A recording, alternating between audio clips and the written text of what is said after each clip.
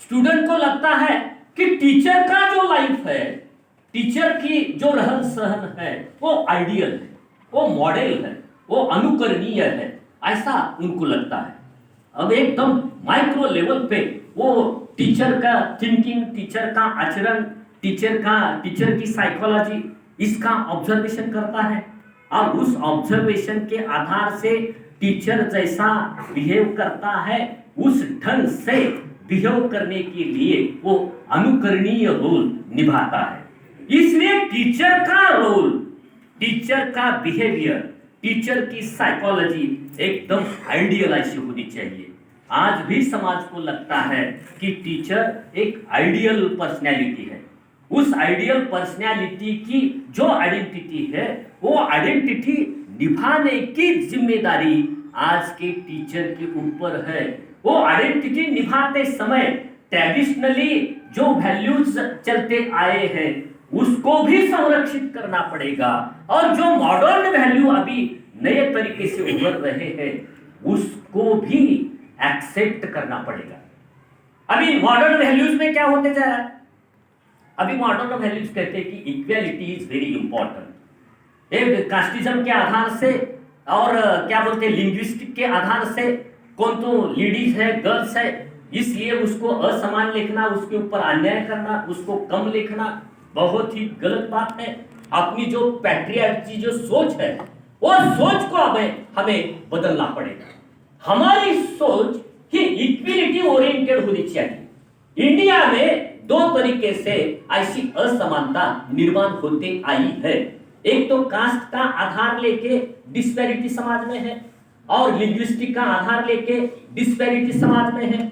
इसलिए दो बहुत बड़े वर्ग जो निम्न जाति के लोग हैं वो भी और जो महिला वर्ग है वो भी बहुत बड़ा वर्ग इस अन्याय का बलि होते जा रहा है।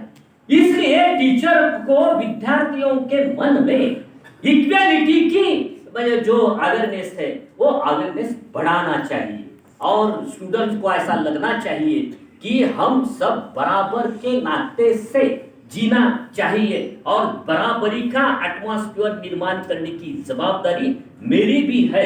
ऐसा रोल स्टूडेंट के बिहेवियर से होना चाहिए। इस दृष्टिकोण से टीचर को स्टूडेंट का जो अप्रोच है वो अप्रोच वाइडर करना पड़ेगा, लिबरल करना पड़ेगा।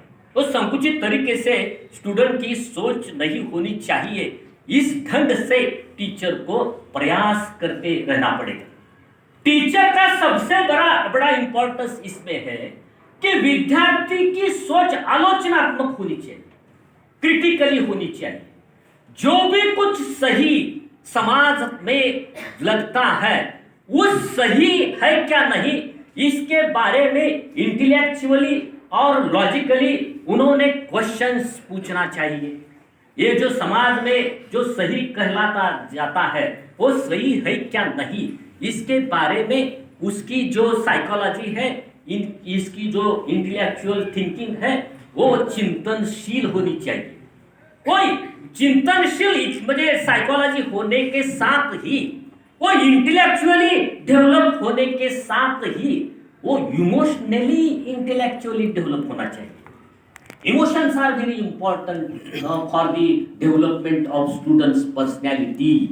उसकी जो इमोशंस है, उसकी जो सोच है वो मॉडर्न इक्वालिटी फ्रीडम के अनुसार विकसित होनी चाहिए।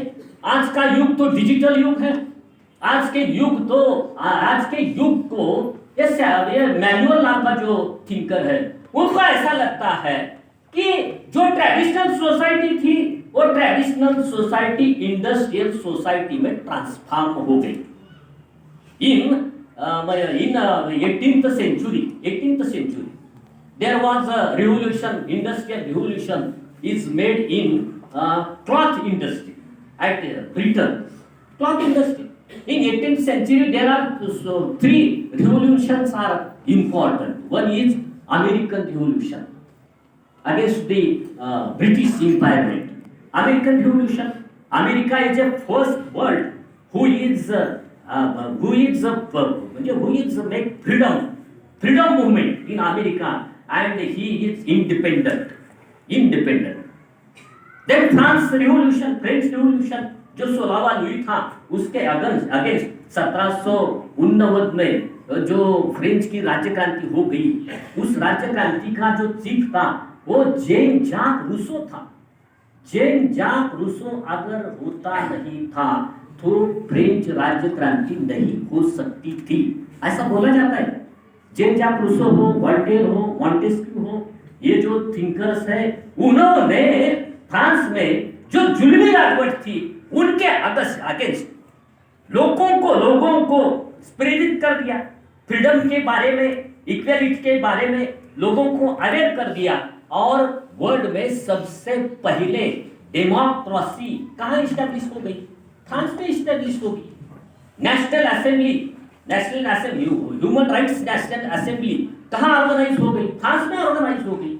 और उन्होंने कह दिया कि जो आदमी जो आदमी बॉर्न होता है वो पहले से ही फ्रीडम उसको मिलता है। नेचुरली फ्रीडम जो है वो नेचुरली फ्रीडम हमारे ह्यूमन मेड हजर्ड से नहीं रोक सकते हैं। इसलिए जो फ्रांस में जो डेमोक्रेसी इस्टेब्लिश हो गई, उससे प्रेरणा लेके अभी वर्ल्ड के अलग अलग कंट्रीज में डेमोक्रेसी इस्टेब्लिश होते गई।